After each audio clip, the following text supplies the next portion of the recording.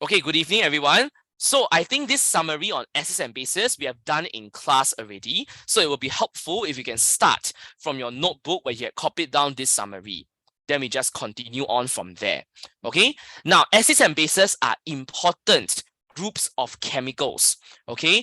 Acids you have commonly seen in the lab. Okay. And you know they have these properties. Acids will taste sour. Acids turn moist blue litmus paper red.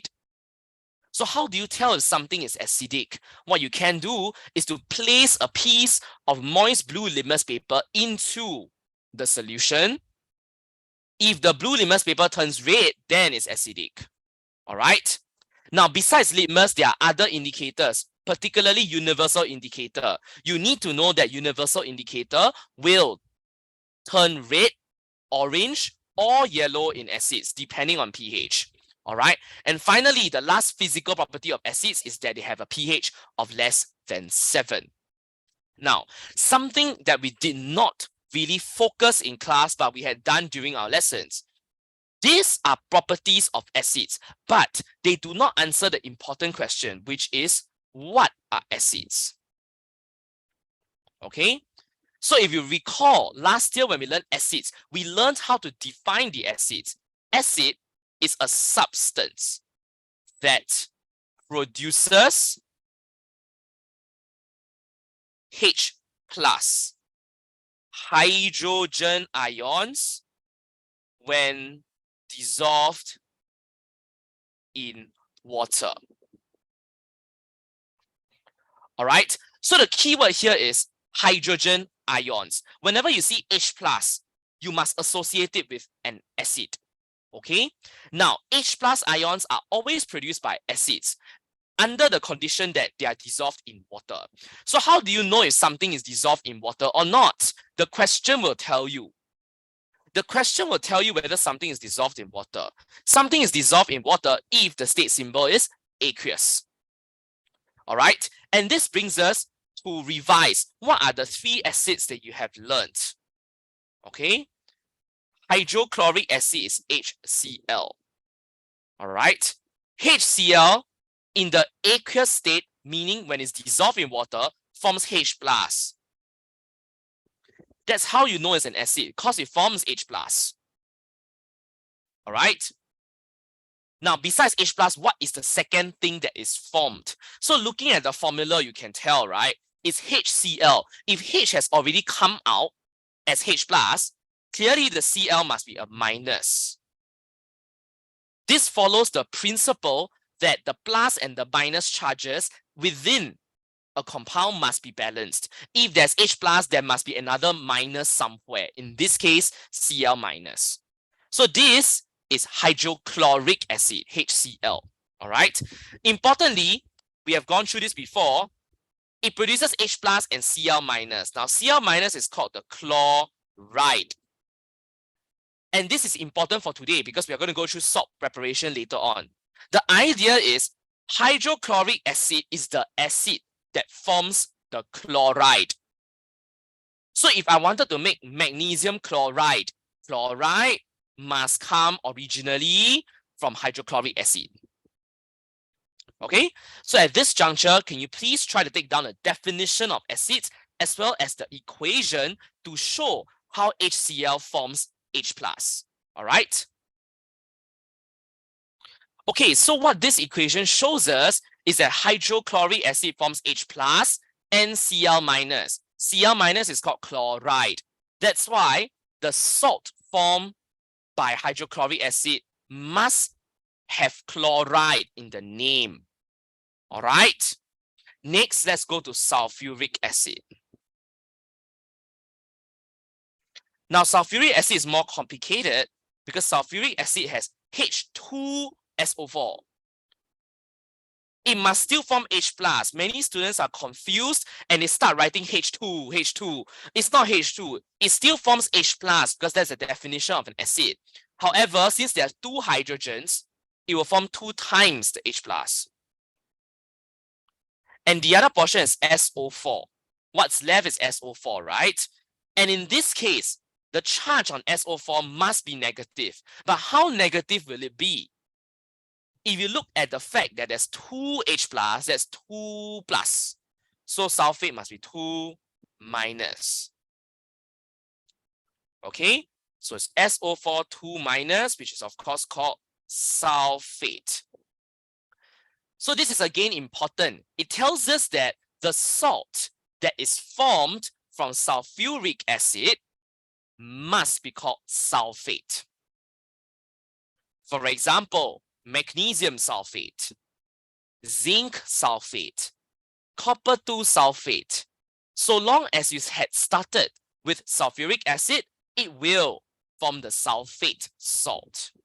And the last one that you have learned is nitric acid. Nitric acid is HNO3. Now this one is simpler because you can see that there is only one hydrogen present in nitric acid. Therefore, it just forms H plus, one H plus, and the remainder is NO3. And since there's only one H plus, NO3 clearly has a minus charge, only one minus. NO3 is called nitrate. So you can see these are the three acids that you have learned. And they produce H plus ions when dissolved in water. You know it's dissolved in water when you see aqueous as the state symbol. Besides H plus, they form the negative ions, chloride, sulfate, and nitrate. This will teach you how to name the salt which is formed. And this is an important skill for today because we're going to do salt prep. Okay, so at this juncture, can you please copy down the equations as well as the name of the ions, chloride, sulfate, nitrate. It is also important to memorize the formula of these ions. All right, so let me just give you a few minutes to copy this down. Okay, so after going through all these equations, it hopefully gives you an introduction how to name the salt that is formed, because now we are going to move on to the reactions of acids. There are three chemical reactions of acids, which we have already summarized quickly in class. So if you recall, Mr. So has already summarized these three chemical reactions. The first one being acid plus metal forms salt and hydrogen gas. Okay, and we have also gone through the test for hydrogen, which is to place a lighted splint, and you should observe that the lighted splint extinguishes with a pop sound. All right, importantly note, hydrogen gas is H2. It is diatomic. All right, hydrogen gas is H2. Okay, anything ending with gen is diatomic. So hydrogen, oxygen, nitrogen. All right, now, so we have gone through acid plus metal forms salt and hydrogen. However, how do we name the salt? So as mentioned just now, we specifically stress that hydrochloric acid forms the chloride, sulfuric acid, sulfate, nitric acid, nitrate. So now we're going to put that into action. I have two equations here, hydrochloric acid plus zinc, as well as nitric acid plus magnesium. So they form two products. What are the two products? So hopefully we already know this is an acid plus a metal reaction. Zinc is a metal. So hydrochloric acid plus zinc is acid plus metal. Acid plus metal must form a salt and hydrogen. But what is the name of the salt? There are many types of salts, right? However, the name of the salt must always have two parts. The first part is the metal. The metal in this case is zinc. The second part of the salt's name comes from the acid. Hydrochloric acid forms the chloride. Okay, so it's important to know how to name the salt. The salt name has two parts. The first part comes, whereas the last part comes from the acid. Okay, so this is something that you have to take note of. Next, we are now going to write the equation for this. How can you write a chemical equation? You must always start by converting the chemical names into chemical formula. So what is the formula of hydrochloric acid? Hydrochloric acid, just now we copied down, right? It's HCl. Zinc, a metal on its own, does not have charge. So zinc, if you just look in the periodic table, the symbol is just Zn. There is no charge yet because it's a metal on its own. It's an element.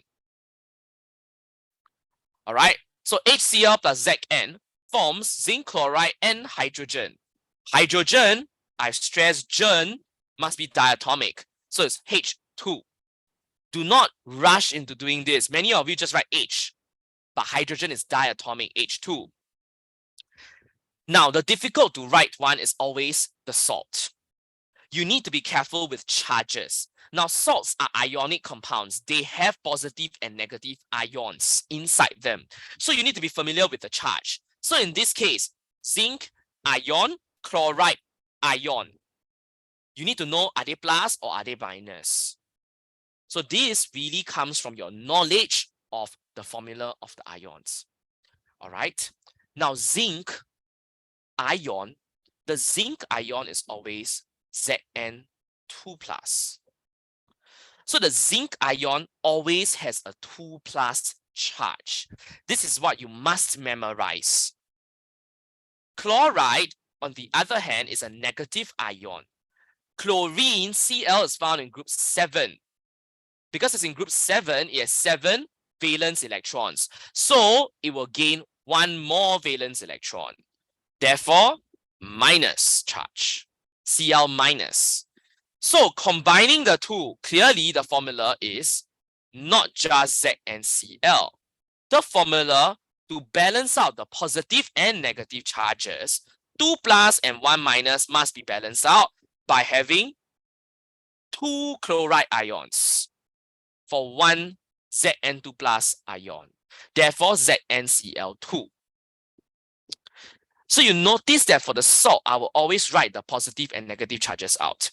Once you do that, it's clearer whether you need 1 zinc or 2 zinc, 1 chloride or 2 chloride.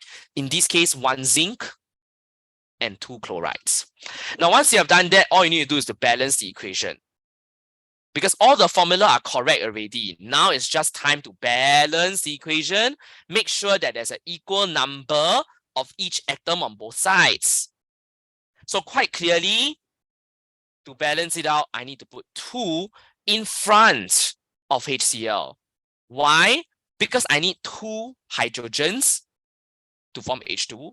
I need 2 chlorine to form the ZnCl2. All right, so it must be 2 HCl plus Zn gives you ZnCl2 plus H2. Now, this alone will suffice if the question just asks for the chemical equation. However, sometimes we ask for the chemical equation with state symbols. So what is the meaning of state symbol? State symbol means I need to know whether it's a solid, whether it's aqueous or not, right? So let's add in the state symbols now. Okay, hydrochloric acid, acid is always aqueous. Acid is dissolved in water. Zinc is a metal, metals are solids. The salt is aqueous. The salt form is dissolved in water as well. Finally, hydrogen is a gas. All right, so this is how you would write the equation for hydrochloric acid plus zinc, including state symbols. So at this juncture, I hope you learned a few important things. Number 1, how to name the salt, zinc chloride. Number 2, how do you write the chemical formula of every single substance in the reaction?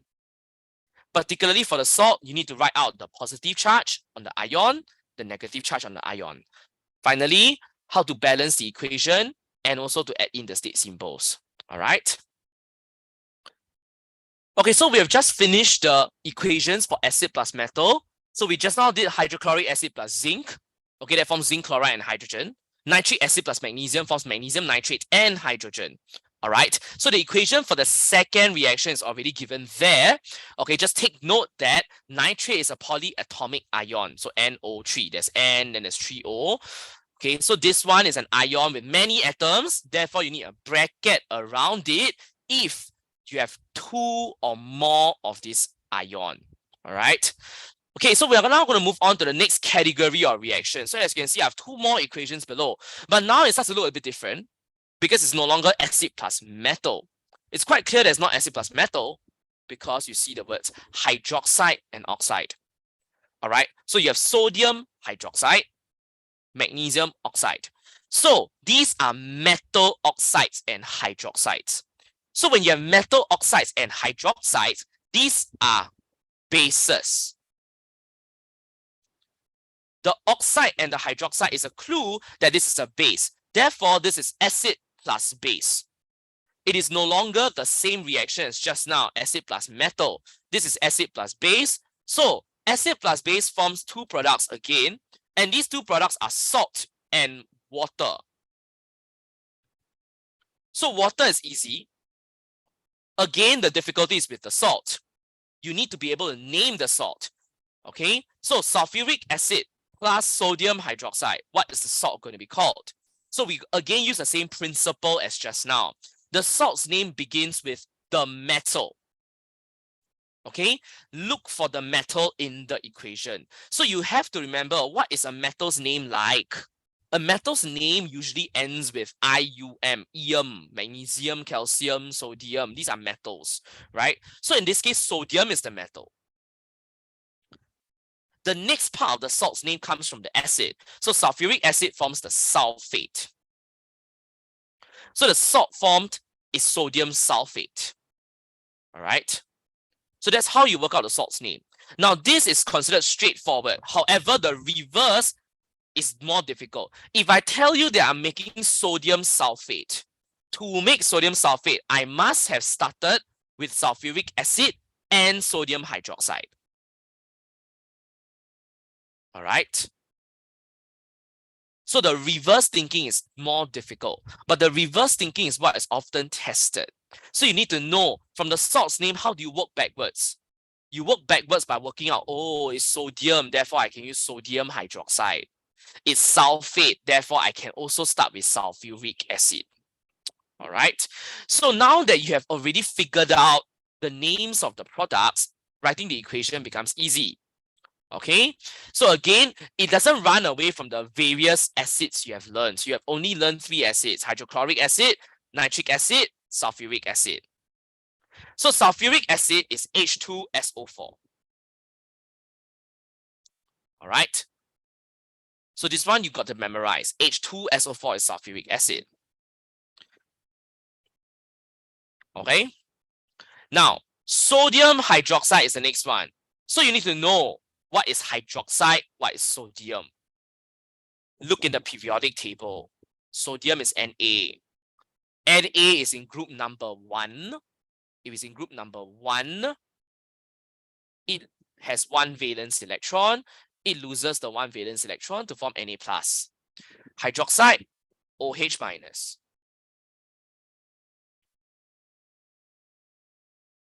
Okay, so it's NaOH.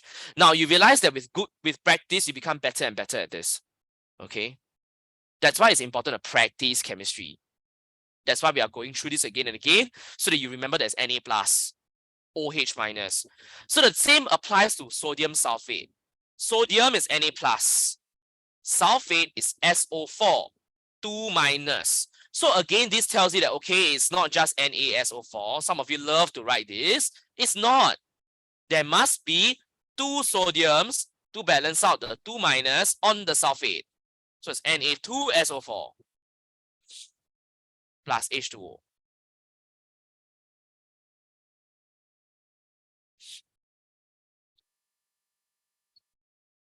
Now, H2O is not a gas. H2O is also not aqueous. H2O is a liquid. All right. Now, once you have done this, okay, written the formula out correctly, you would have gotten 1 mark. The next 1 mark is to balance it correctly. It's quite evident that after writing the formulas out correctly, the sodium is not balanced. It's Na2SO4. So that means you need 2 in front of the NaOH. Okay. And a little trick, when you have 2 OH, you will have 2 H2O. the OH is always linked to the H2O. So if you have 2 OH, you must have 2 H2O on the right-hand side. Okay? And this is the balanced chemical equation for the neutralization between sulfuric acid and sodium hydroxide. All right?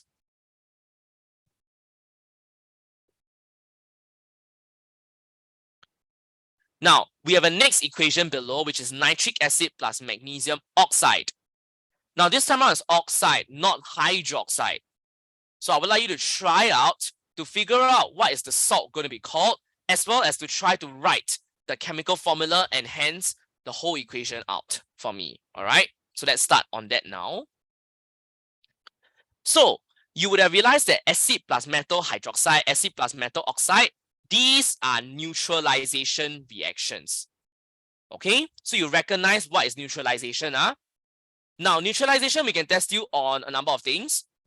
Another important thing to take note is what we call the ionic equation for neutralization. Now, this is something that a lot of you tend to neglect.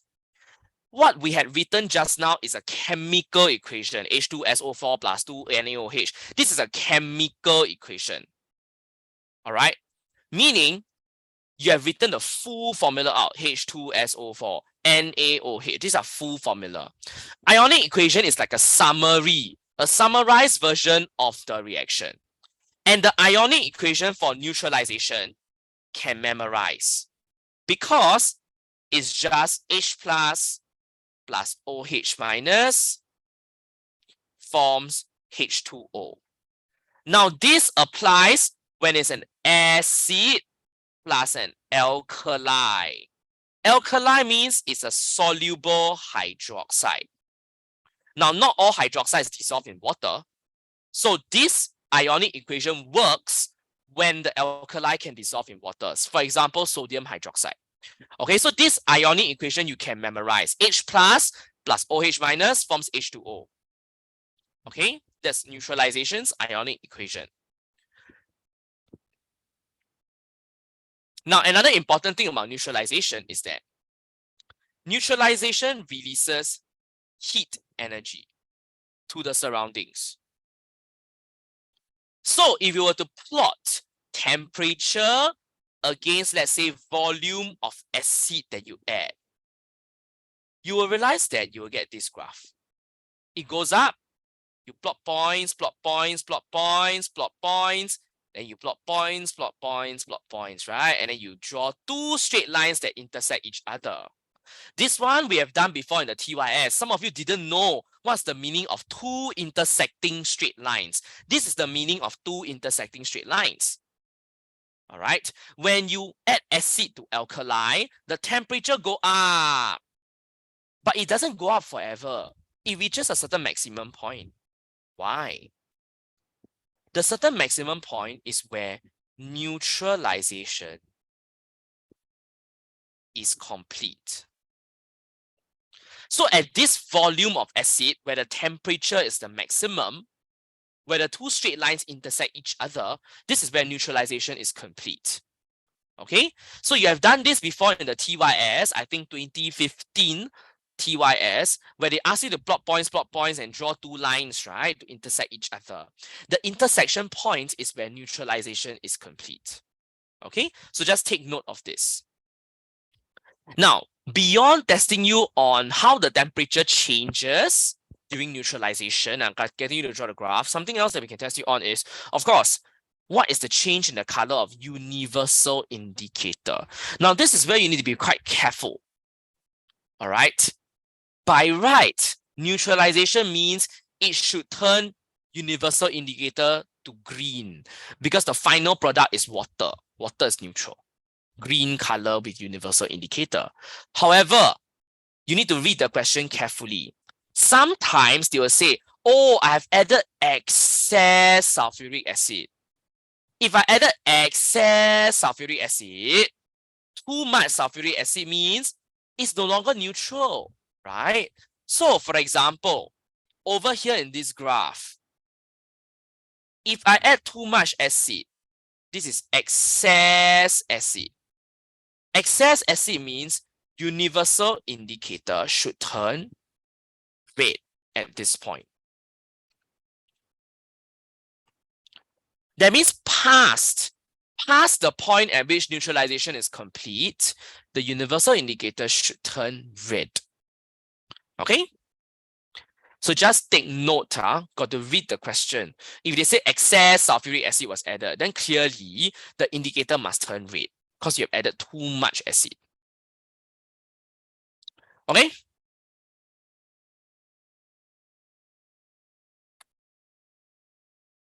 Now, so neutralization is an important bundle of reactions. So we have gone through two reactions. We have gone through acid plus metal that gives salt and hydrogen gas. Acid plus base, salt and water is formed. That is called neutralization. The last one, okay, which we'll quickly go through now, is acid plus carbonate. All right. So acid plus carbonate forms a total of 3 products, namely the salt, carbon dioxide gas, and water. Now, carbon dioxide is always formed from a carbonate. This is something to take note. If you start with carbonate, you will definitely end with carbon dioxide, no matter what the reaction is. All right. So let's start with the first one, hydrochloric acid plus calcium carbonate. So we know that it forms a salt, carbon dioxide, and water. Okay. So what is the salt going to be called? So again, we go back to the principle. The salt must start with metal. The metal is calcium. All right. Salt's name starts with the metal, calcium. The second part of the salt name comes from the acid. Hydrochloric acid forms the chloride. Calcium chloride.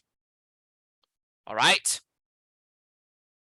So with that, you can start writing the equations. All right. So again, to write the equation, always translate into the formula first. Don't be impatient. So many students, right, they are very, very impatient and as a result, get it wrong. Okay. Now, once the formula is wrong, regardless of what you write next, it will just be marked 0. That's just not worth it. So for example, you must get HCl correct. If you write HCl2, then that's wrong. Regardless of what you write next, I'm going to mark it as 0. Now, calcium carbonate, again, is one of those tricky things. Calcium is in group 2. Calcium, just like magnesium, is in group 2. If it's group 2, the charge will be 2 plus. Ca2 plus. Carbonate, got to memorize. CO3, 2 minus. Okay? So the principle is the positive and negative charge must be balanced. Therefore, this one simple is just CaCO3. Okay? Now, carbon dioxide is CO2. This one is easy. Water, H2O. Again, the tricky one is always the salt. The ionic compound is always tricky. Right? So calcium we did, Ca2 plus. Chloride is Cl minus, cause group 7. This is where most students will get it wrong. Many students, they just write CaCl. You will make this careless mistake if you don't write the charges out.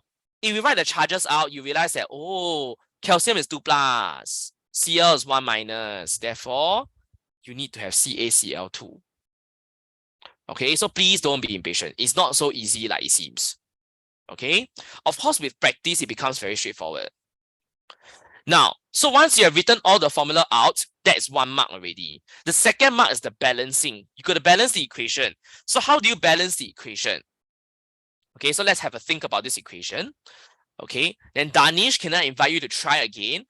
Where do you think I should put a 2 in order to balance this equation?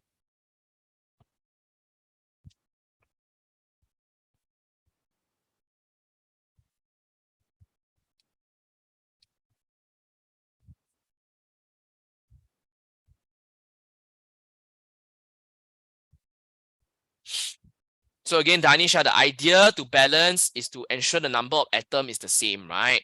So quite clearly now, the Cl doesn't look right. Okay, the Cl got Cl2, right? So clearly, here only got 1 Cl, so must put the 2 in front of the HCl, okay? Actually, if you all see a pattern now, The 2 is always in front of the acid, right? More or less. Okay? Can? Now we can add in state symbols one by one. Okay? So let's start with hydrochloric acid. Okay? Haziq, what's the state symbol for hydrochloric acid? What should I put in the bracket?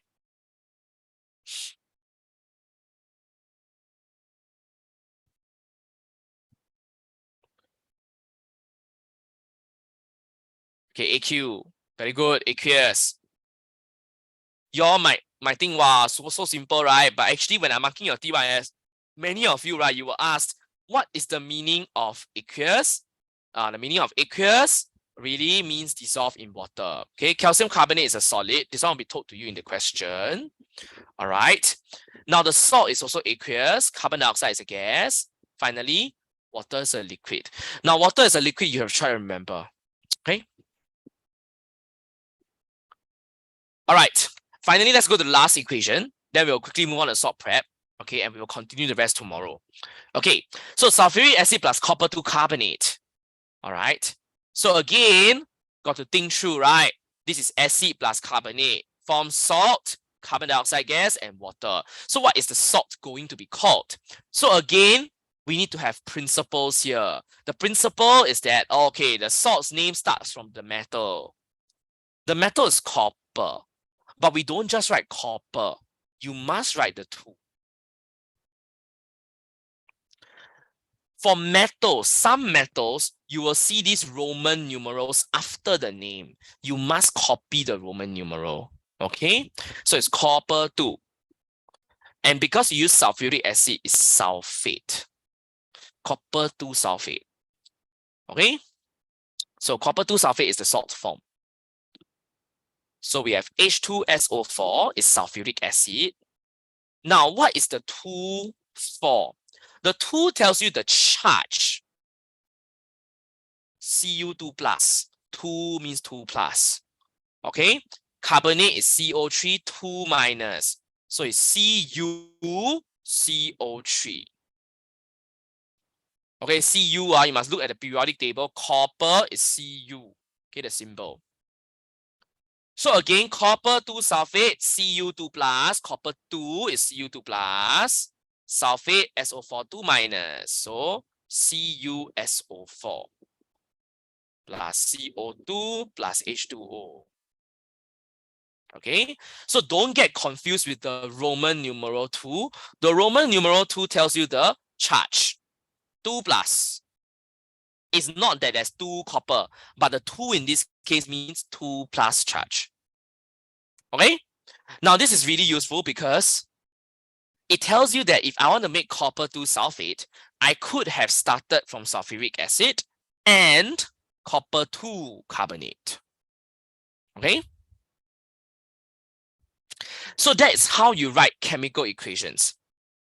And you need to be familiar with how to write chemical equations, be it for the prelims or be it for the N levels. Okay, so let's just ensure that we have taken these equations down, okay, and you have understood some of the common acids and the common salts formed. Okay. Okay, so now that we have finished acid plus metal, acid plus base, acid plus carbonate. So as mentioned, our carbonate produces carbon dioxide gas, which you need to be familiar. Carbon dioxide gas, you can test for it using lime water. So carbon dioxide gas forms a white precipitate in lime water. Now, last time round, we also went through the reaction of base. So we were in class and we copied down this summary. Base plus ammonium compound forms salt, ammonia gas, and water. Okay, so this is something that we need to know. We also need to know how to test for ammonia gas. Now, ammonia gas is tested for using moist red litmus paper. The red litmus paper turns blue. Okay, so how many gas tests have you learned? You have learned the test for hydrogen. You have learned the test for CO2. You have also learned now the test for ammonia gas. 3 gas tests plus 1 more. You also need to know the test for oxygen gas. Okay? So there are in total 4 gas tests you have to learn. You can be assured that this will come out. one of the four, if not more, will come out. So please learn all four gas tests well. Okay, now ammonium compounds, ammonium is NH4 plus. Ammonium is NH4 with a positive charge. Ammonia is just NH3. So you need to be careful about the two different words. They are not the same thing. All right. So ammonium compounds with NH4 plus inside reacts with base to form salt, water, and ammonia gas. All right. Now, in class, we also went through types of oxides. You must be familiar with types of oxides by now. Okay, so we went through this in class. I shall not go through this again today, but please refer back to your summary that we have done in class to know which are the basic oxides, which are the amphoteric oxides, acidic oxides, and neutral oxides. Okay, now, a very big part of today's lesson was to talk about the salt, how to name the salt, magnesium nitrate, copper 2 sulfate, how to name the salt, right? Because we want to actually make the salt. Now, to devise a solution, how to make the salt, we need to know whether the salt is soluble or insoluble. So these are the solubility rules of salts. Now, the good news for you is, it's not that difficult to memorize. Okay, so these are the four that you must memorize. The first one, all nitrates are soluble, meaning if there's a nitrate inside the salt, it will dissolve in water. Copper 2 nitrate, zinc nitrate, iron 2 nitrate, lead 2 nitrate. So long as it's a nitrate, it will dissolve in water. The next rule you need to know is all spar compounds dissolve in water.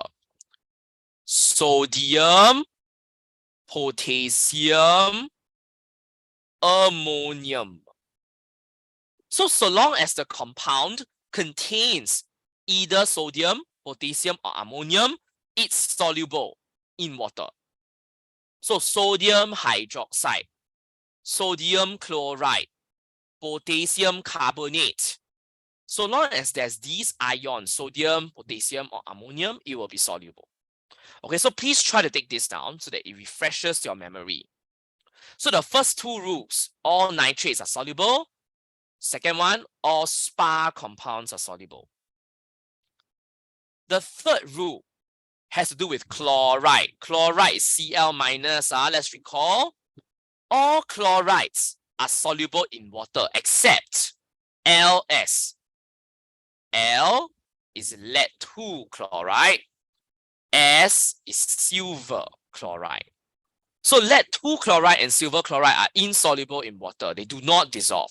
If they do not dissolve means the state symbol is solid. So lead 2 chloride, solid. Silver chloride, solid. Okay, so all chlorides are soluble except for Ls, lead 2 and silver chloride. And finally, all sulfates are soluble. All of them can dissolve except Clb. Easy to remember as Clb. Calcium, lead 2, B stands for barium. Calcium sulfate, lead 2 sulfate, barium sulfate, they are insoluble solids. Okay? So that's the idea. Now, what's the point of memorizing this? You need to memorize this so that you can pick the correct method to prepare the salt. Today, we are just going to focus on two methods. Okay? Namely, adding excess solid to acid and the titration method. Okay, so before we move on, can I just ensure that everyone has taken down the solubility rules? All right. All right, so now let's move on to the actual making and preparation of the salt. So the question at N level would always involve what is the starting material to make the salt? What is the method to prepare the salt? So let's go through method by method. The first method is the most common method, which is to add a solid to an acid. It's most common. Why is it the most common? Because it's used for making soluble non-spar salts. This means that the salt is soluble, but it's not sodium, potassium, or ammonium salt. SPA is sodium, potassium, ammonium. So, for example, if Mr. So wanted to make magnesium nitrate, this is the salt I want to make. Magnesium nitrate. How do I make it? I start with the starting material is what? Two things, right? Just now we go through magnesium nitrate a number of times. So you know you must start with acid. What is the acid? The acid could be nitric acid. Why nitric acid? Because you wanted nitrate. Next, the other component is the metal. I can use magnesium metal, but importantly, magnesium metal must be in excess. The word excess is important here. Excess means you add a lot of magnesium. Now, other than using excess magnesium, Mr. So's personal preference is the carbonate. Because I know that acid can also react with carbonate. So why don't I just use excess magnesium carbonate? It's actually easier. I prefer the carbonate. Okay? So at N level, you'll be asked what are the starting materials used to make magnesium nitrate? The starting materials are excess magnesium carbonate and nitric acid. Now, will you be asked to describe the steps? Maybe you should still know the steps, but the steps are really easy to describe. Add excess magnesium carbonate to nitric acid and shake or stir until reaction stops, until no further reaction. Okay, we are not super duper fussy. The only word that we are fussy about here is excess. So the magnesium carbonate is a solid. The solid must always be added a lot, meaning excess. But why? Why is it important to add the solid magnesium carbonate in excess? The purpose is to ensure all the acid is reacted away. The acid must be completely all reacted away. And the only way to ensure this is to add a lot of carbonate, excess magnesium carbonate. Okay? So this is important. You'll be asked why. Why do we add excess magnesium carbonate? So the idea is to ensure the acid is completely or all reacted away. Now, this is important, right? You don't want acid to be lingering around. If the acid is around, right, the salt form has acid on it, you know, that's not pure, it's not clean. Okay? Now, but because you added so much magnesium carbonate in excess, there will be some solid left behind, right? It's not going to all react away. The acid is all reacted away. But because there's so much carbonate, some of it didn't react away. So you must filter to remove excess magnesium carbonate. Filter, I think you know what's filtration. This is a filter funnel. You can't just use a filter funnel. Filtration also needs something else. It needs a filter paper. You must have filter paper, okay? Then after you filter something, into, let's say, a conical flask at the bottom or something like that, there'll be one portion that drips through. There's also one portion that's left on the filter paper. So you need to know what is what. They have names.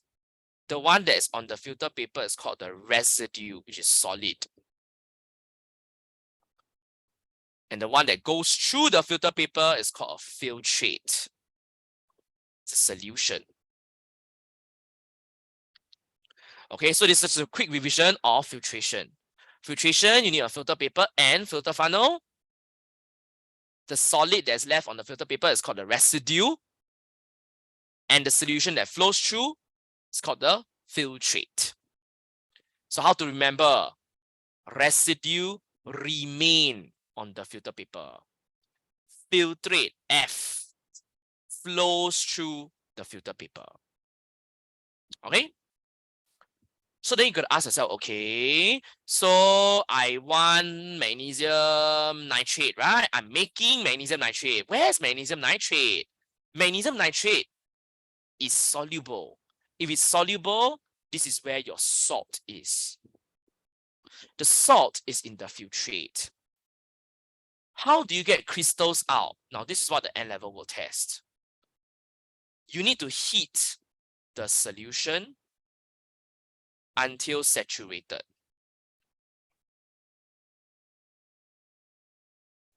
Okay, so this is an important word. So what's the meaning of saturated? You saturate a solution by evaporating most of the water.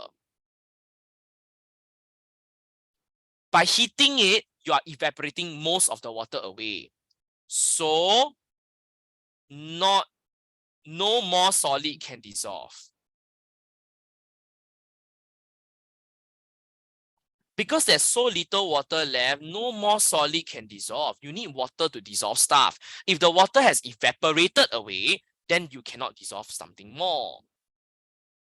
So you heat the solution until saturated, then you allow the solution to cool and crystallize. After that, filter to collect crystals, wash with a little distilled water, dry between pieces of filter paper. Now, the last 3 steps, important. So N level, right, even though we may not test you on the whole thing, writing out as an essay, because we don't have enough marks, the last 3 steps have come out before. So describe how crystals of magnesium nitrate can be obtained after the filtration. So describe how crystals can be obtained. That's steps 3, 4, 5. You need to be able to write this out yourself. Okay? So I'll just leave this with you. All right. Now, so far we have gone through acid plus excess solid. So we always add excess metal carbonate to the acid. Now, why do I keep stressing carbonate? The reason why I stress carbonate is because many students like to just use the metal. It should work, right? Acid reacts with metal, acid reacts with base, acid also reacts with carbonate. So why only stress on carbonate? This is because there are some metals which are unreactive. Unreactive metals like copper, silver, gold. You have learned these metals. These metals are below hydrogen in the reactivity series. So metals are arranged into a reactivity series. These metals, unfortunately, are below hydrogen. Therefore, these metals do not react with acid. Hence, if I wanted to make copper 2 sulfate, I cannot add copper metal to sulfuric acid. Copper metal doesn't react. The only way to make copper 2 sulfate is to add excess copper 2 carbonate to sulfuric acid or copper 2 oxide to sulfuric acid. All right. So in short, just try to remember that some metals don't react with acids. Therefore, you may not be always able to use acid plus metal to make a salt. Okay. Now, this method is the most commonly tested. You do need to know how to suggest the starting materials. You need to know how to describe the steps. Finally, you need to be aware that some metals just don't react with acid. such as copper, silver, gold. So to make copper 2 sulfate, you cannot start with copper metal. Cannot. Okay? So importantly, copper is commonly tested. So you should know that copper cannot react with acid. So copper 2 salts must be prepared using copper 2 carbonate or copper 2 oxide. All right. Now we'll just quickly move on to titration, which is the last method. Titration requires an alkali and acid. Oh, sounds familiar, right? Alkali, acid. This is a neutralization. Acid plus alkali gives salt and water. So what alkalis do we have? Alkalis that we have in the lab, sodium hydroxide, potassium hydroxide, aqueous ammonia. All right, so these are all examples of alkalis we have in the lab. All right, now titration, as you can see, sodium, potassium, reminds you, right? There's a short form for all this. This is for making spa salts. If you wanted to make spa salt, sodium salt, potassium salt, ammonium salt, you must use titration. And titration is the method used to make these salts. The method titration requires a burette and a pipette. Now, what's the difference between burette and pipette? Okay, this one I think you have gone through in class many times. Burette has many markings. Moreover, burette has a tab. The tab can be opened or closed in order to let the solution inside flow through. Pipettes look like this.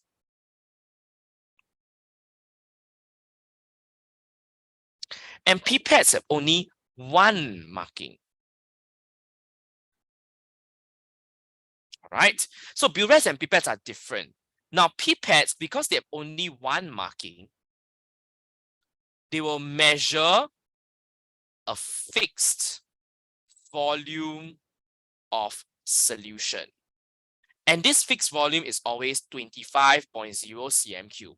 Now, there are pipettes that are smaller, that can measure smaller volumes, but generally speaking, the ones in the chemistry lab can only measure 25.0. That means they cannot measure 23.8 lah, 20.5, cannot. It's 25 only. Now, burettes are different. Burette, because they have many markings and a tab, this can measure volumes accurately. Now, how accurate is accurate? It's accurate to 2 decimal places. That's very accurate. That's why in the lab, we will use a burette to measure volume where possible. We don't use measuring cylinder. In lower side, you like to use measuring cylinder, right? But actually, chemistry, we don't use measuring cylinder so often because we need accuracy. If you want accuracy, need a burette. Okay? Now, for N-level, actually, we just want you to know what's a burette and pipette. And we want you to know that, oh, burette and pipette is used in titration. Okay? And titration is used to make spa salts, sodium, potassium, and ammonium salt. So we will just ask you, for example, which salt requires titration to make?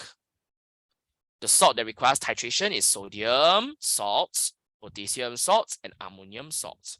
So take, for example, if Mr. So wanted to make sodium chloride is made with sodium hydroxide and hydrochloric acid in a titration.